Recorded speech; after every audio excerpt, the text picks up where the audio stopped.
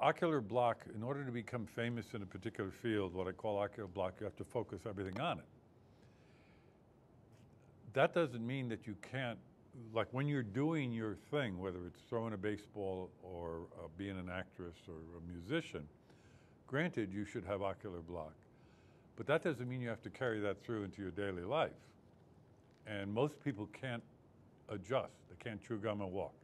So if they're ocular block and being a great actress, when they're at home, they're still being a great actress.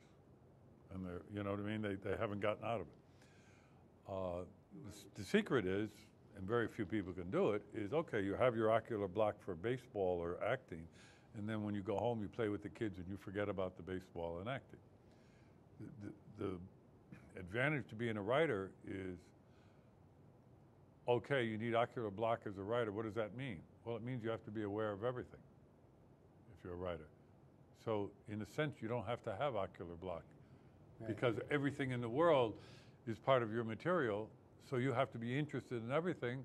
So therefore, you never focus your life on one thing, which is why I found it the perfect job for me, because I had a kind of diffused concentration that always saw something over the rainbow. I mean, I could be talking to you, and I'm noticing somebody else over here, and I'm looking over to my right and see what's going on outside.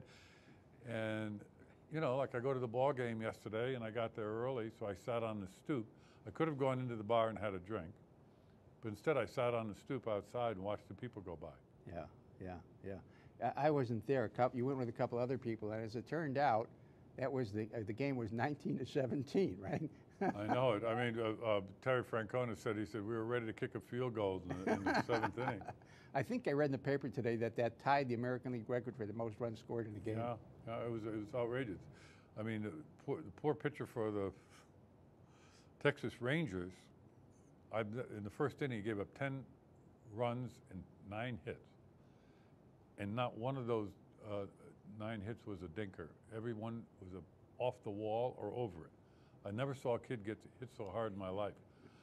I mean, my first thought was he must have done something to anger his manager, and the manager was going to make him torture him by leaving him in. I mean, you know, it's the kind of thing where you say to your manager, when you're pitching in the 6th inning and you're winning 3-2 and you get 2 runners on base and the manager comes to take you out, and you say, no, I want to finish this game. I want to finish this game.